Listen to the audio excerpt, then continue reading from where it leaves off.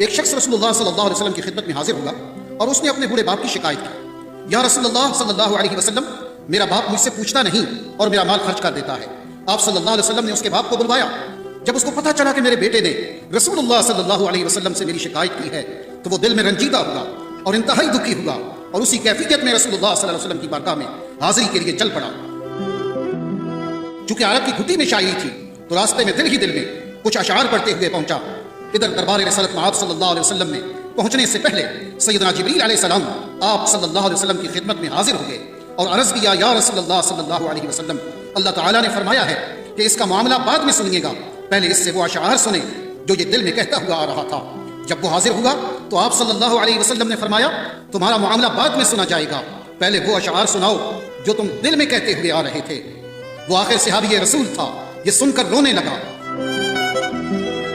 کہ جو اشعار ابھی میری زبان سے ادا بھی نہیں ہوئے اور میرے اپنے کانوں نے بھی نہیں سنے، آپ صلی اللہ علیہ وسلم کے رب نے وہ بھی سن لیے اور آپ صلی اللہ علیہ وسلم کو بھی بتا دیا۔ آپ نے ارشاد فرمایا، وہ کیا اشعار تھے، ہمیں بھی سناؤ۔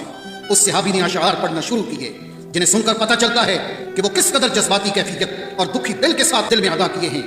ان اشعار کا اردو ترجمہ یہ ہے، اے میرے بیٹے، جس دن تو پیدا ہوا ہماری محنت کے دن اسی وقت سے شروع ہو گئے تھے۔ تم روتے تھے تو ہم سو نہیں سکتے تھے، تم کھاتے نہیں تھے تو ہم بھی کھا نہیں سکتے تھے، تم بیمار ہو جاتے تو تجھے اٹھا کر ہم مارے پھرتے تھے، کبھی کسی طبیب کے پاس تو کبھی کسی طبیب کے پاس کہ تجھے کچھ ہو نہ جائے، کہیں تم مر نہ جاؤ، حالانکہ موت الگ چیز ہے اور بیماری اور چیز ہے۔ پھر تمہیں گرمی سے بچانے کے لیے میں دن رات کام کرتا رہا کہ میرے بیٹے کو ٹھنڈی چھاؤں مل جائے، تجھے سردی سے بچانے کے لیے میں نے بھاری بھرکم پتھر اٹھائے کہ میرے بیٹے کو ٹھنڈ نہ لگے۔ جو کچھ کمایا تیرے لیے کمایا، جو کچھ بچایا تیرے لیے بچایا۔ تیری جوانی کے خواب دیکھنے کے لیے میں نے نہ سردی کی پرواہ کی اور نہ گرمی کی، دن رات اتنی محنت کی کہ اب میری ہڈیاں کمزور ہو گئی ہیں اور تم کڑیل جوان بن گئے ہو۔ پھر مجھ پر خزاں نے ڈیرے ڈال دیے، لیکن تیرے اوپر بہار آ گئی، میں جھک گیا اور تم سیدھے ہو گئے۔